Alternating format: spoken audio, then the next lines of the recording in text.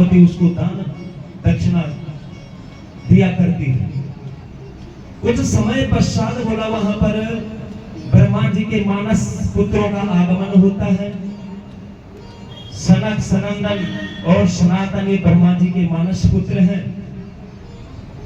वहां आकर के मां पार्वती को प्रणाम किया, वंदन किया। मां पार्वती कहने लगी, हे सनत कुमार ऋषियों, बोलो आपको क्या चाहिए। तो जो सोनकाद ऋषि है वो बोलने लगे, मां पार्वती आप हमें देना ही चाहते हो तो हमें क्या दें, भगवान भोलेनाथ जी को दान में दे दो। मां पार्वती दुखी होने लगे, ऐसा कैसे हो सकता है कि मैं भोलेनाथ जी को दान कर दूं। तो सनत कुमारों ने कहा, मां पार्वती अगर जो आपने दान देना ही है, हमें कुछ नहीं चाहिए, हमें चाहिए तो भगवान भोलेनाथ जी को दान में दे दो। इस प्रकार से मां पार्वती ने भगवान भोलेनाथ जी को उन सनत कुमारों के पास दान कर दिया।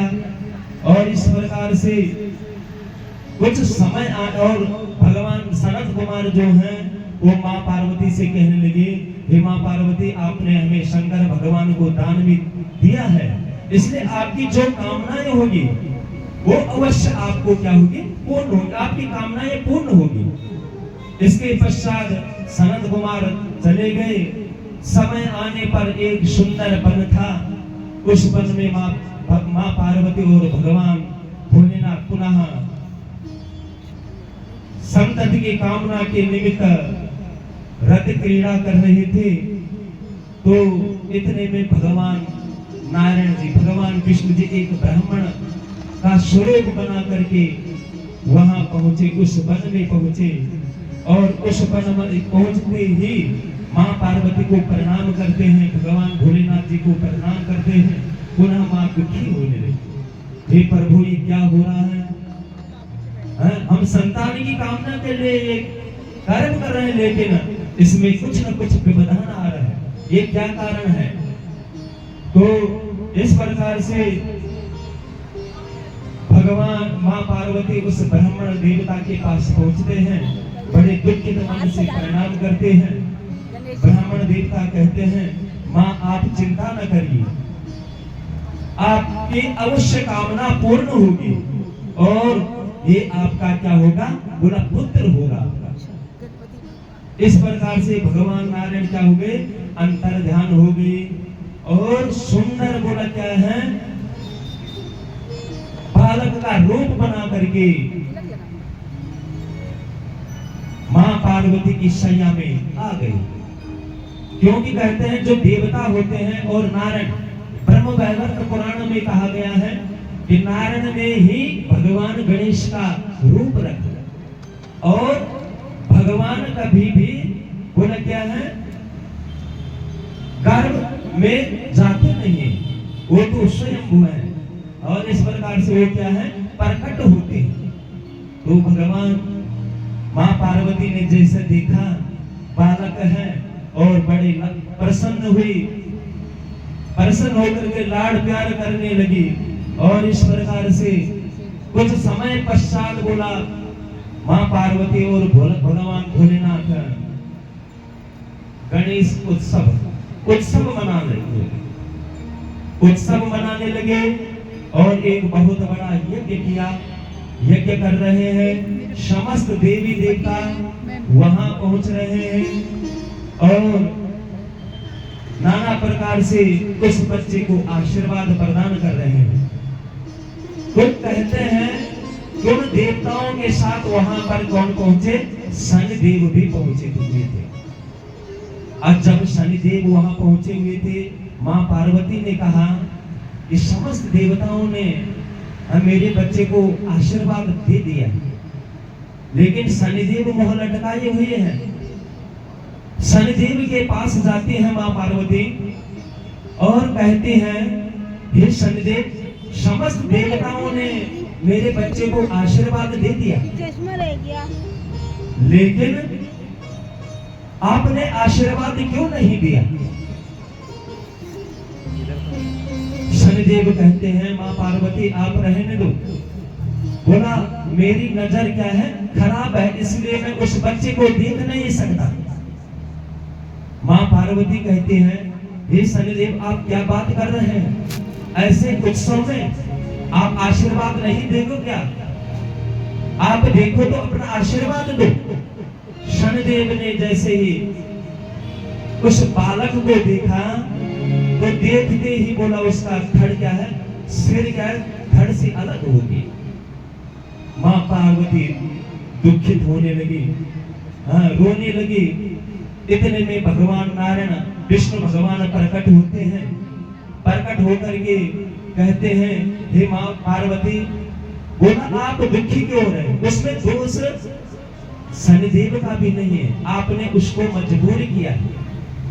माँ पार्वती श्राप देने लगी शनिदेव को, जा तो अंगहीन हो जा।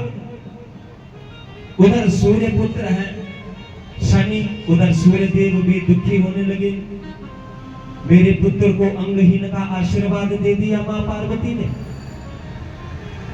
भगवान नारायण कहते हैं कि आप शनिदेव का बोला क्या है, कोई दोष नहीं है, आपने उसको मजबूर किया, उसकी नजर ऐसे ही है, इसलिए आप चिंता न करें। योग माया के द्वारा नारायण जी ने हाथी का सिर भगवान गणेश जी पे लगा दिया। गणेश जी महाराज की जय। और इस प्रकार से जिस हाथी का सिर बोला गणेश जी को लगाया तो उसका भी परिवार था, उसके भी बच्चे थे, वो भी रोने लगे।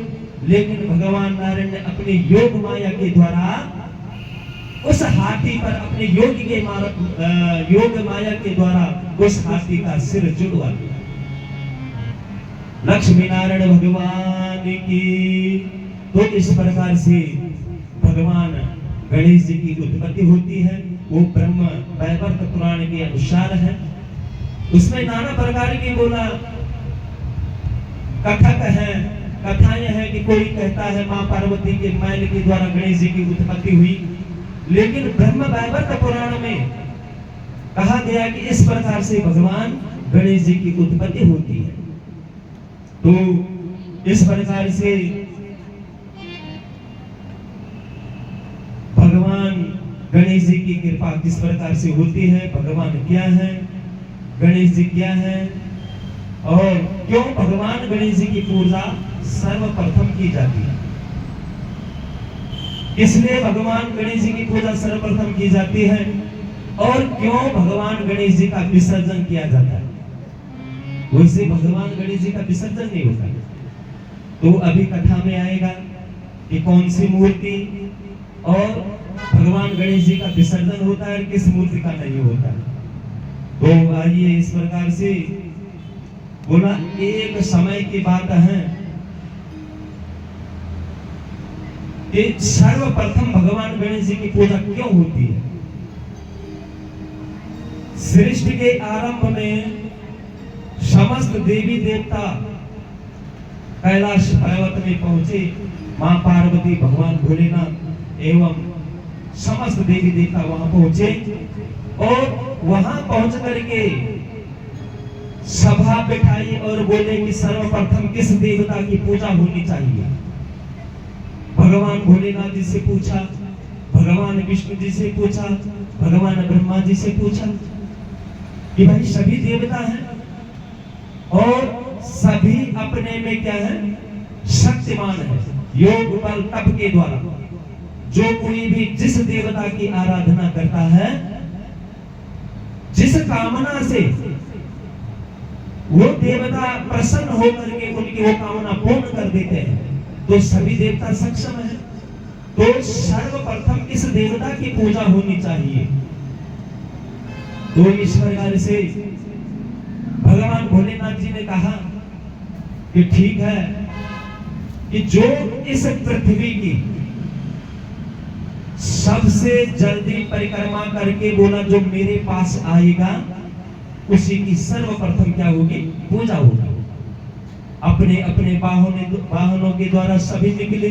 कार्तिकेय अपने मयूर वाहन है उसमें बैठ करके निकल गए परिक्रमा करने के लिए। भगवान गणेश जी बैठे रहे। भगवान गणेश जी ने बोला कि मेरा इतना बड़ा शरीर, इतनी बड़ी सूंड और मेरा वाहन क्या है? मूषक। तो कैसे मैं इस मूषक में बैठ करके इस ब्रह्मांड की परिक्रमा आगे कर पाऊं? नहीं कर पाऊंगा। भगवान गणेश जी ने ये मन में सूझा कि माँ बाप के बराबर कोई देवता नहीं होता, क्यों न मैं अपने माँ बाप की परिक्रमा कर लूं। अरे भगवान भोलेनाथ तो त्रिलोक के स्वामी हैं। भगवान गणेश जी ने भगवान भोलेनाथ और माँ पार्वती की परिक्रमा की। किसी में 4 परिक्रमा बताया है, कहीं पर 3 परिक्रमा। तो भगवान भोलेनाथ जी गणेश जी ने भोलेनाथ और माँ पार्वती की वहां पर 3 परिक्रमा करे और 3 परिक्रमा करके माँ पार्वती और भोलेनाथ जी के समक्ष हाथ जोड़ करके प्रणाम करने लगे। इतने में कार्तिकेय जी आए और प्रसन्न होकर के भगवान भोलेनाथ जी से कहने लगे, पर पिताजी मैंने इस पृथ्वी लोक की पूरी परिक्रमा कर ली, आगे कर ली है, मैं पहुंच के आ गया। प्रसन्न हो गए। भगवान गणेश जी वहां पर प्रणाम करते हुए हाथ जोड़े हुए भोलेनाथ जी के समक्ष आगे खड़े हुए हैं। भगवान भोलेनाथ जी ने देखा, बोला परिक्रमा तो सर्वप्रथम गणेश जी ने की है। बोला कैसे की है? बोला आपने तो इस पृथ्वी की परिक्रमा की है, लेकिन गणेश जी ने तीनों लोकों की परिक्रमा कर ली है। उमापति महादेव की, गणपति महाराज की। तो गणेश जी ने बोला क्या है? आपने तो इस पृथ्वी लोक की परिक्रमा की है और गणेश जी ने तीनों लोक की परिक्रमा कर ली है। बोला कैसे कर लिए है? बोला माँ बाप हम ब्रह्मांड के स्वामी हैं, एक लोक के नहीं 3 लोक के स्वामी हैं। और इस प्रकार से